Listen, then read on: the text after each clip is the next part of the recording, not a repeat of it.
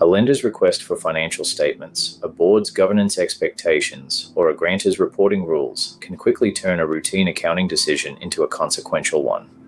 In the discussion of compilation versus review services, the central question is not which engagement sounds more formal.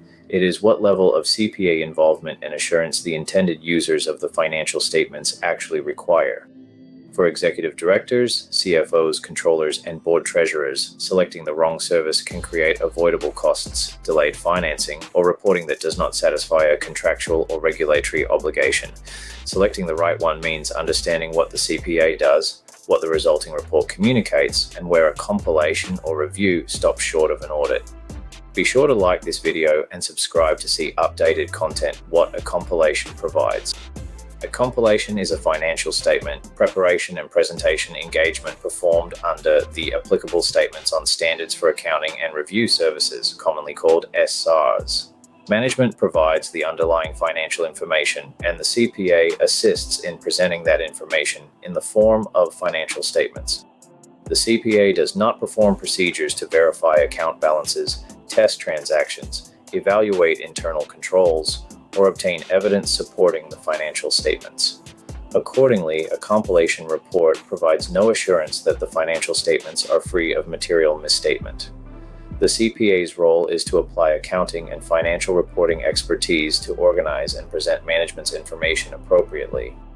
For a closely held business, a compilation may be appropriate when ownership and management have direct access to the books and records, and an outside party needs organized financial statements but does not require assurance. It can also serve a nonprofit that needs a professionally prepared internal reporting package for management or a board committee, provided no funder, regulator, or governing document calls for a higher level engagement. A compilation can be performed when the accountant is not independent, but that lack of independence must be disclosed in the compilation report. This flexibility can be useful when a CPA firm has helped prepare records or maintain accounting systems.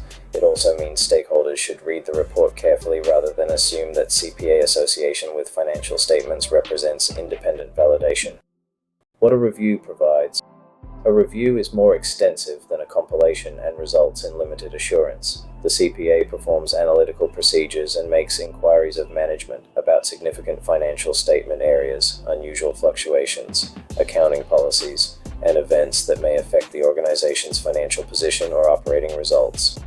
The review report does not express an audit opinion.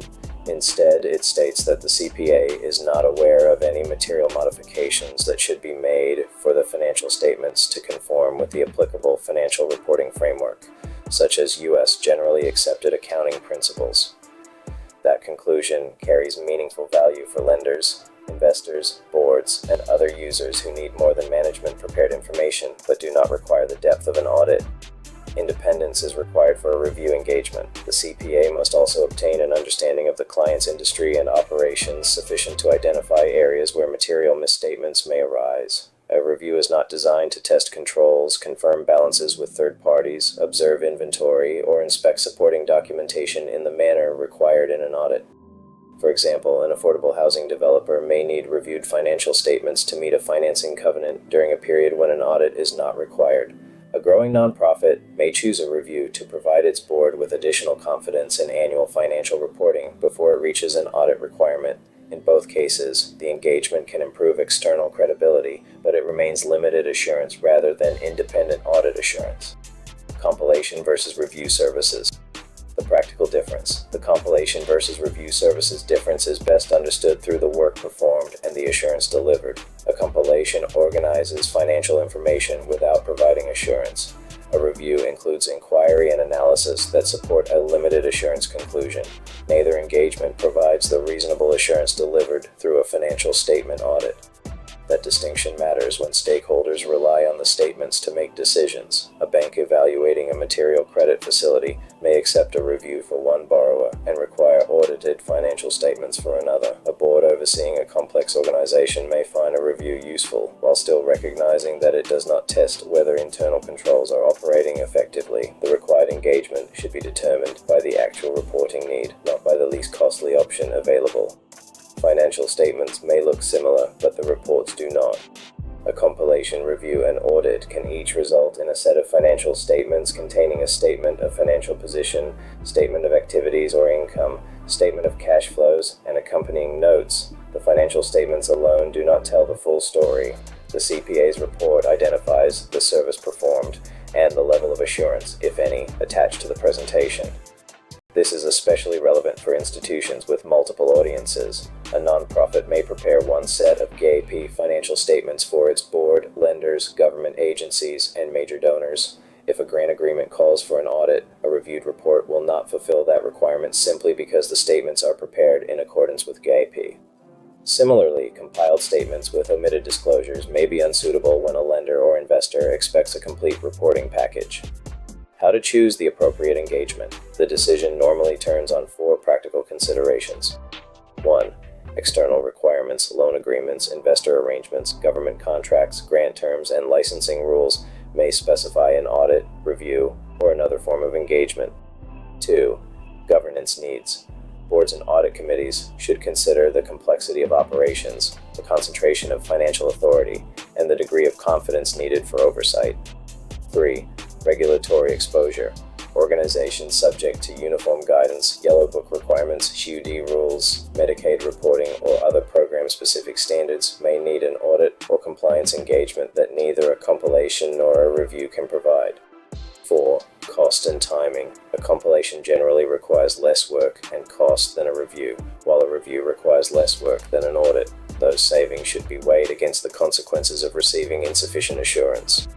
Management should also distinguish between financial statement services and accounting assistance. A client may need help reconciling accounts, closing the books, preparing schedules, or correcting reporting issues before a compilation or review can begin. Addressing those matters early often improves both the quality of the financial statements and the efficiency of the engagement. When an audit is the better answer. A review should not be used as a substitute for an audit, where an audit is required by law, contract, or a funding source. The same is true for organizations required to undergo a single audit based on applicable federal award expenditure thresholds, or a Yellow Book audit because of governmental funding or oversight. These engagements carry distinct standards, reporting obligations, and compliance testing requirements. Even where no rule mandates an audit, leadership may decide that the additional assurance is warranted. An organization with significant public funding, a changing finance team, rapid growth, complex revenue recognition, substantial restricted assets, or material internal control concerns may benefit from the clearest picture an audit can provide. For boards responsible for institutional stewardship, that insight can be as valuable as the audit report itself. Goldenthal and Suss, link in the description, approaches this decision as a reporting and governance question, not simply menu-driven service choice. The right engagement should align with the organization's obligations, risk profile, and the expectations of those relying on its financial statements. Before the next fiscal year closes, management and the board should review financing agreements, grant terms, and regulatory obligations together. Establishing the appropriate level of assurance before reporting deadlines arrive gives leadership time to prepare clean records, address control issues, and present financial information with the confidence stakeholders expect.